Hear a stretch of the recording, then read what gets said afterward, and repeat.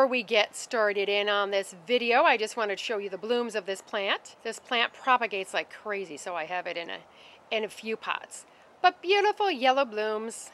The bees love them, and they're long-lasting. Hi, it's Nell, and I just noticed that my Aeonium Arboreum, say that 3 times fast, has completely fallen over one of the stems. And I'm going to show you what I'm going to do to propagate it and divide it up.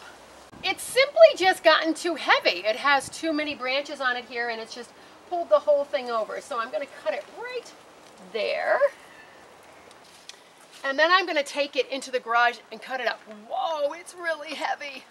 And at different times of the year, it's more burgundy, and sometimes it's more green, but it's just pulled itself over. And I'm probably going to have to cut this one at some time too, at some point too, because it's starting to lean and get a little bit heavy. It's just that when they get more heads on them as they start to branch. Well, it's a few months later as usual, and you know, I do a clip here and a clip there, and I just want to make a few points about this. That big long branch stem that I cut off, you could have planted that as is, but you're going to have the weight problem again pretty soon because it's going to grow obviously and just get heavier. And here are 2 of the cuttings that I took a few months ago, and you can see they still look great. This one, but after it gets planted, it's going to perk right back up. And this is what I mean by healing over here.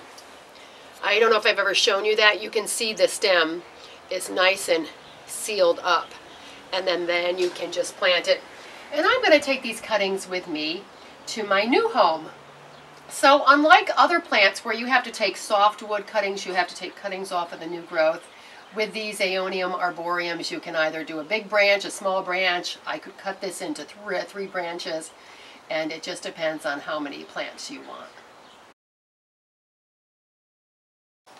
And what I'm going to do, how I'm going to divide it, is simply by doing cuttings. So I don't want this whole big long stem because it's going to be too heavy again. So I'm going to cut it right here at an angle. And then I have this as one cutting here. And this is a little twisted, and as you can see, there are some roots forming on the stem already, even though it wasn't anywhere near the soil. But I'm going to do this one right here. And then we have this one. Ooh, this one was really starting to lean, so I think I'm going to cut it down. And now what I'm going to do is I'm going to let these heal off for probably about 3 to 4 weeks.